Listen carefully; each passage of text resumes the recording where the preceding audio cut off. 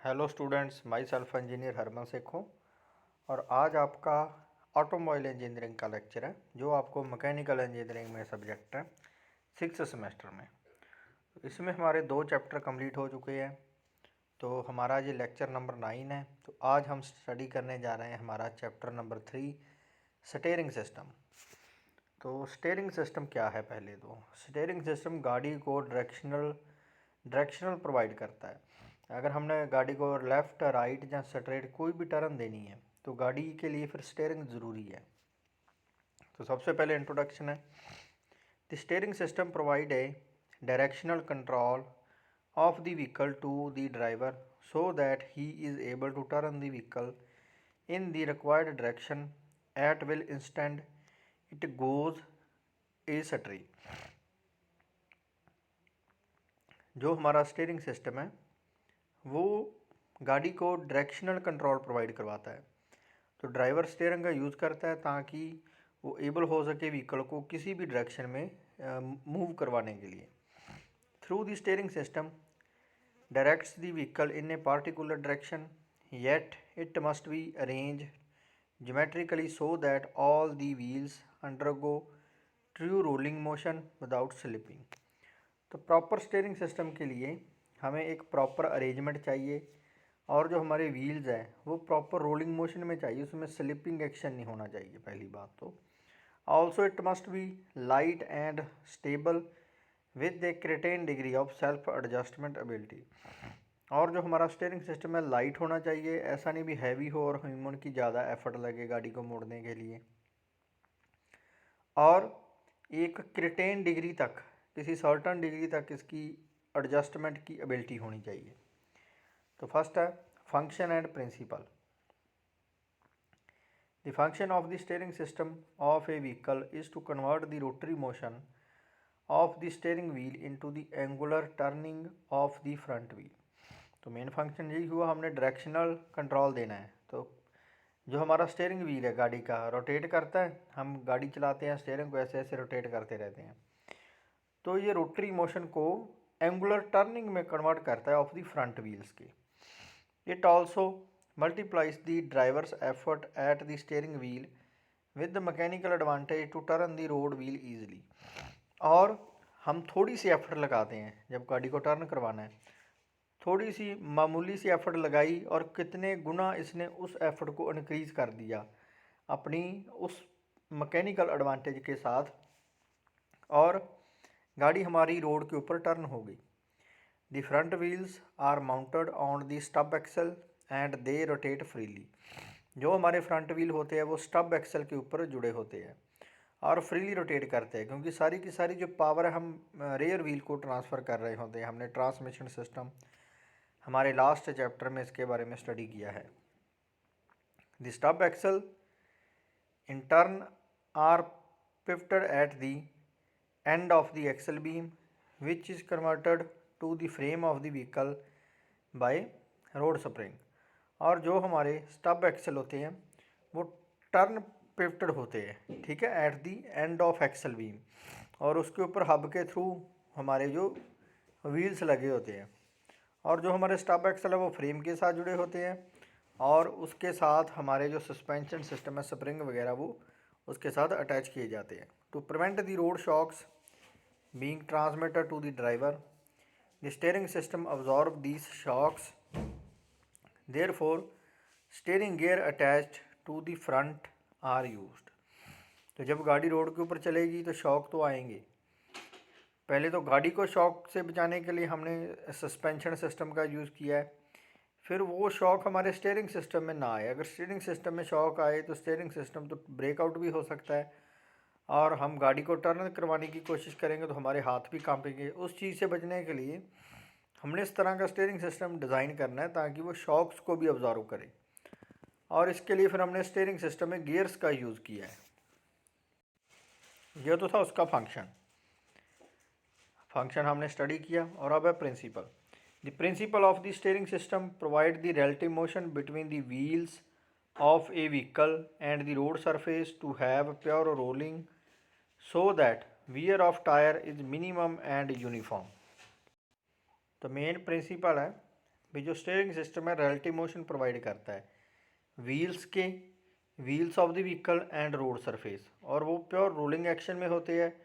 और wear of tyre को minimum करता है और यूनिफॉर्म करता है। वियर होगी टायर की, क्योंकि टायर तो चलेंगे तो वियर होगी, और उस वियर को मिनिमम करता है और यूनिफॉर्म करता है, एक एक्शन के साथ करता है।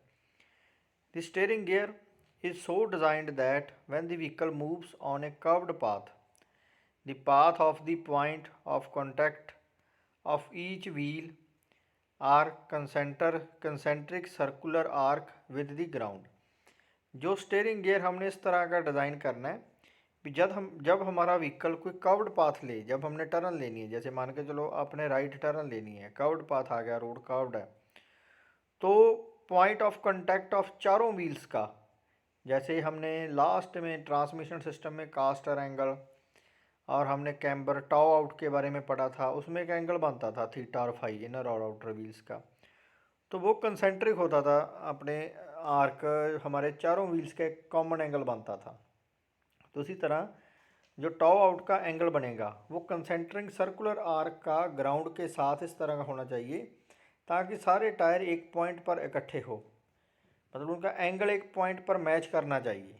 और इसी प्रकार से अगर गाड़ी टर्न लेगी तो वियर एंड टीयर भी कम होगी, गाड़ी स्किड भी नहीं करेगी।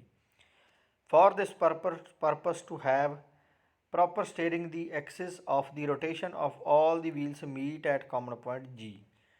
तो इसी प्रकार से जो हमारे स्टीयरिंग की एक्सिस है, एक्सिस ऑफ रोटेशन है, वो एक कॉमन पॉइंट पर आके मिलेगी, जिस पॉइंट का नाम हमने दिया है जी, जैसे हम इस डायग्राम में देख रहे हैं। तो यही हमने टॉ आउट में पढ़ा था लास्ट लेक्चर में।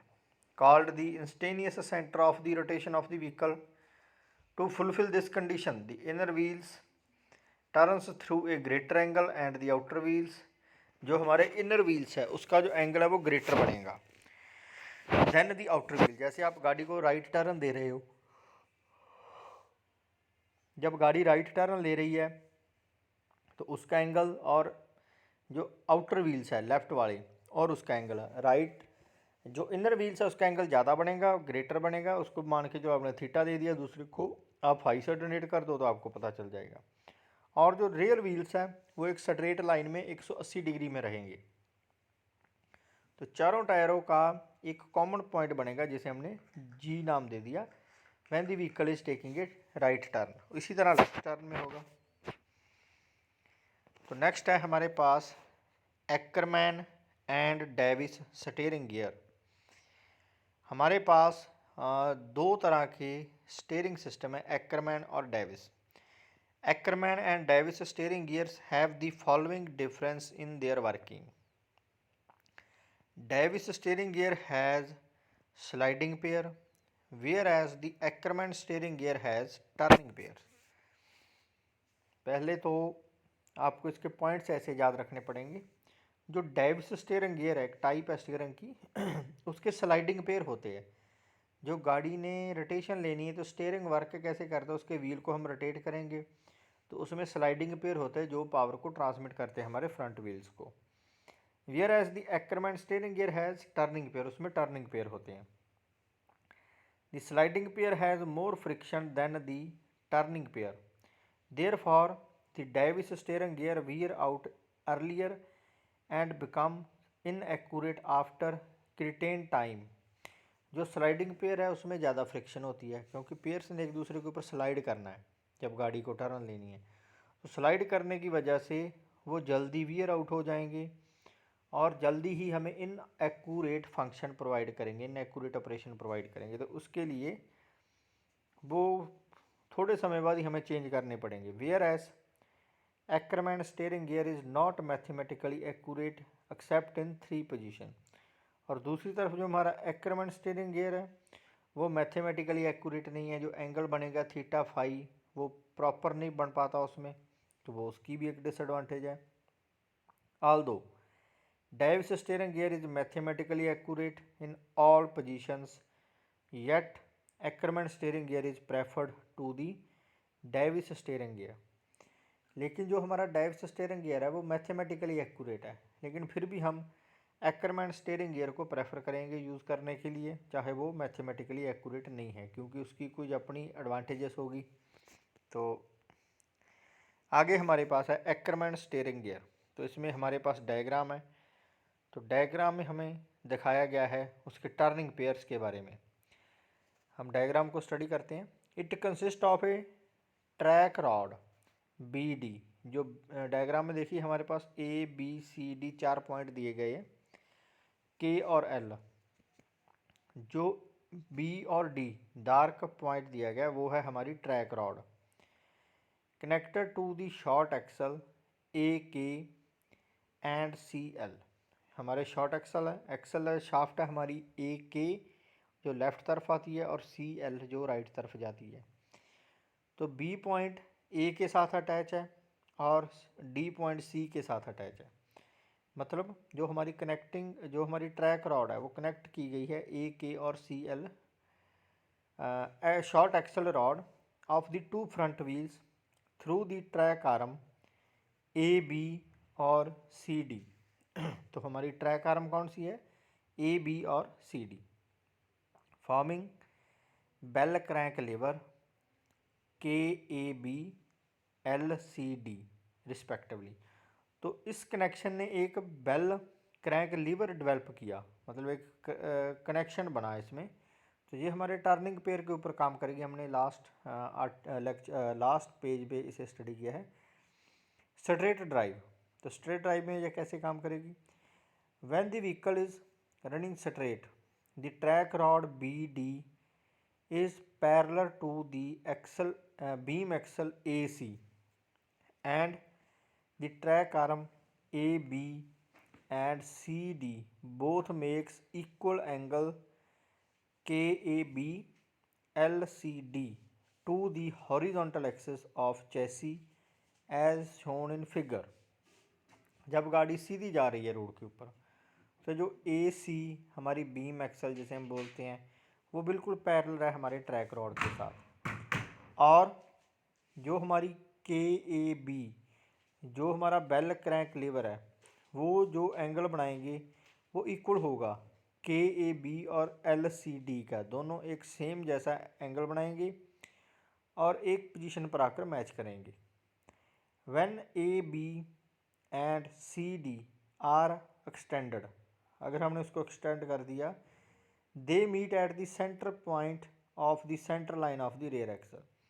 तो अगर हम ये सी डी और ए बी लाइन को सीधा मैच करके देखें तो ये सेंटर पॉइंट पे एक सेंटर लाइन के ऊपर रेयर एक्सल के ऊपर जाकर मैच करेंगे, वहाँ पर इसका एंगल बनेगा जो बैक टायर्स है, रेयर टायर्स है।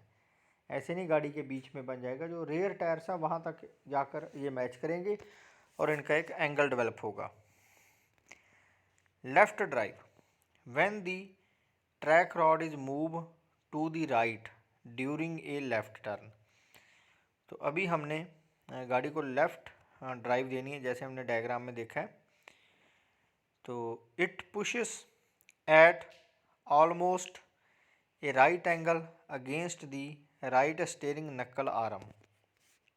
जब हमने गाड़ी को लेफ़्ट टर्न देनी है तो जो हमारी के ए बी है गाड़ी उस तरफ टर्न करेगी, और जो हमारा एल सी डी हमारा जो बेल क्रैंक लीवर है वो एक राइट एंगल डेवलप करेगा। ठीक है। The left end of the track rod not only moves to the right but swing forward. वो सिर्फ राइट की तरफ नहीं मुड़ेगी, वो स्विंग होगी, थोड़ी सी स्विंग भी होगी, उसमें टर्निंग मूवमेंट भी है। Figure 4.2 B so that the left wheels turns an additional amount and the angle of inner wheels with the beam axle is greater than the outer wheels। तो इसीलिए जो हमारी ए बी रॉड है उसको A B track arm है उसको ज़्यादा angle लेना पड़ेगा, ज़्यादा टर्न लेनी पड़ेगी, क्योंकि हम लेफ़्ट टर्न दे रहे हैं और हमारी गाड़ी इन साइड का व्हील बन गया जी हमारा। इसीलिए जो इनर व्हील है उसका जो एंगल बनेगा वो ग्रेटर बनेगा दैन दी आउटर व्हील से। For example, angle theta is greater than angle phi. Similarly, when the right turn is made, the right wheels turns through the greater angle than the left wheel. उसी प्रकार से अगर हमने गाड़ी को right turn देनी है तो राइट टर्न में जो राइट व्हील है वो हमारा इनर व्हील आ गया, तो वो हमारा ग्रेटर एंगल डेवलप करेगा देन दी आउटर व्हील्स के, जैसे हम सेकंड डायग्राम में से देख रहे हैं। To satisfy this condition the relationship of the wheels of a vehicle is shown in figure 4.2c. The various radius of the front and rear wheels about pivot are OA। तो हम जो हमारा angle बन रहा है वहाँ पर हमने पॉइंट दिया था G, चाहे आप G पॉइंट दे लो, चाहे यहाँ पर इस डायग्राम में इसने O पॉइंट दे दिया उसे। तो हमारे पिवट कौन से बन गए? OA, OD, OB and OC, where O is the common center and point of turning, which is called the instantaneous center. By knowing the required turning circle, these angle can be calculated from the wheelbase and track of the vehicle। तो ये हमारा एक instantaneous centre आ गया। और अगर हमने required turning cycle का पता करना है तो हम इस एंगल्स को कैलकुलेट करेंगे। तो उसके लिए हमारे पास व्हील बेस भी, कितना व्हील का बेस है और कितना ट्रैक है व्हील का, उससे हम इसको कैलकुलेट कर सकते हैं। तो लेट डेरिवेशन है हमारे पास A is equal to wheel track. A हमारा है व्हील का ट्रैक है, जिसे हमने ए के साथ डोनेट किया है, डायग्राम में आप देख सकते हो। और B wheel base of the vehicle, तो बी डायग्राम में शो किया गया है एक लंबी लाइन के साथ, रेयर व्हील से फ्रंट व्हील को जाती है जो एरो वाली line. C distance between the pivot centres, C है हमारा पिवट सेंटर का डिस्टेंस। और D length of the track rod, O is the instantaneous centre. Theta degree is angle of inside lock और phi degree is the angle of outside log. Theta और phi change होते रहते हैं। अगर हमने right turn देनी है तो थीटा राइट टायरों का बन जाता है और फाई आउटर का। और जब हमने लेफ़्ट टर्न देनी है तो लेफ़्ट व्हील का जो इनर व्हील है फिर थीटा एंगल उसके साथ अटैच हो जाता है और फाई दूसरे के साथ। Now C B is equal to O C minus O B. तो हम डायग्राम में देखते हैं सी बी रेयर व्हील्स में हमारे पास सी बी जो पॉइंट दिए गए हैं वो किसके इक्वल है? C B is equal to C O minus O B is equal to C D cot phi minus B A cot phi theta. तो इसने एंगल बना दिया। ट्रिग्नोमेट्री, मैथमेटिकल की ट्रिग्नोमेट्री हम इसमें यूज़ कर रहे हैं। C D cot phi, C D cot phi, क्योंकि आउटर व्हील हमारा फाई एंगल बना रहा है, minus B A cot theta, B A cot theta, क्योंकि जो ए व्हील है वो हमारा थीटा एंगल बना रहा है। Since C D is equal to B A, C D है जो वो बी ए के इक्वल है तो सी बी फिर हमारा क्या हुआ? C D cot phi minus C D cot theta, क्योंकि सी डी हमारा बी ए के इक्वल है। तो हम देख ही लेते हैं डायग्राम में। C D is equal to B A, दोनों पैरेलल लाइंस है, पैरेलल है सी डी और बी ए, तो इसीलिए इक्वल है।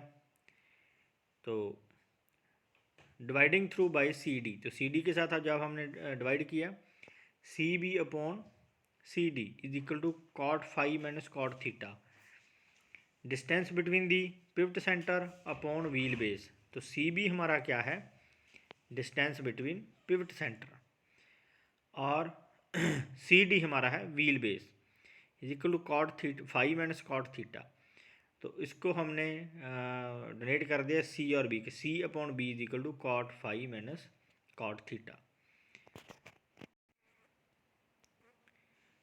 The value of C upon B lies between 0.4 to 0.5. Generally, it is 0.455. For correct steering of the vehicle, these are three values of the angle theta. First, while it is running straight, second, while it is running to left, and third, while it is running to right.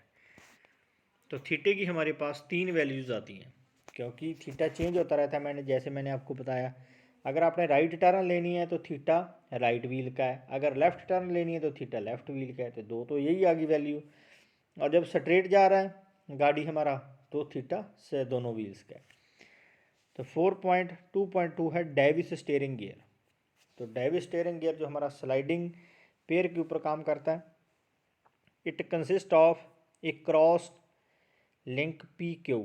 तो इसमें एक हमारे पास cross link है, diagram में हम देख सकते हैं P Q, which slides parallel to the another link C A, जो स्लाइड करता है parallel to the other link C A. उसमें हमारे पास ये सारी असेंबली नीचे थी, इसमें ऊपर है।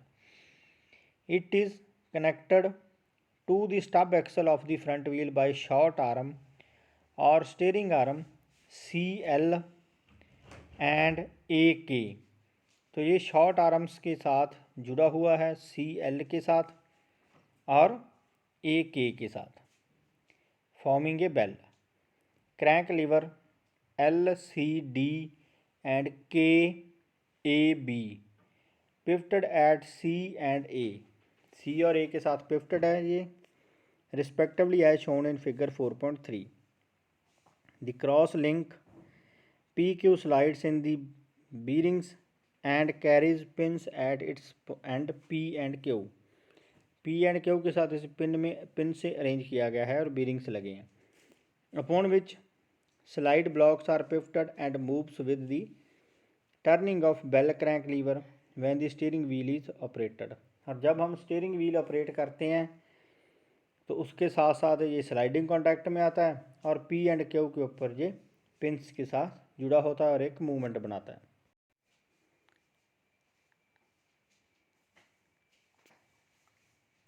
Bell crank lever when the steering wheel is operated.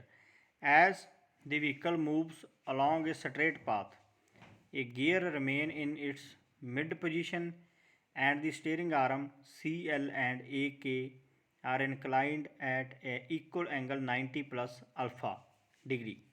और जब हम व्हीकल को मूव करवाते हैं स्ट्रेट पर पाथ से तो जो गियर सिस्टम होता है, जो gear remain in the mid position, जो गियर होते हैं मिड पोजीशन में रहते हैं, ठीक है। और जो हमारी स्टीयरिंग आर्म है सी एल, जो पी को कनेक्ट करती है, सी एल एंड ए के, तो वो इंक्लाइंड पोजीशन में होती है और एक इक्वल एंगल क्रिएट करती है 90 प्लस थीटा। 90 डिग्री से ज़्यादा एंगल बनता है उसका, 90 प्लस अल्फ़ा। अगर तो सीधी होती तो हम बोल देते वो 90 डिग्री पर है, लेकिन वो एक एंगल पे है। हम देख रहे हैं बी ए के एक एंगल बना रही है, 90 डिग्री से ज़्यादा एंगल बना रही है राइट हैंड साइड में। और लेफ्ट हैंड साइड में हमारे पास है डी सी एल। तो सी पॉइंट के ऊपर जो एंगल बन रहा है वो 90 डिग्री से ज़्यादा बन रहा है। अपनी जो डी होती है, डी के साथ हम मेजर कर सकते हैं।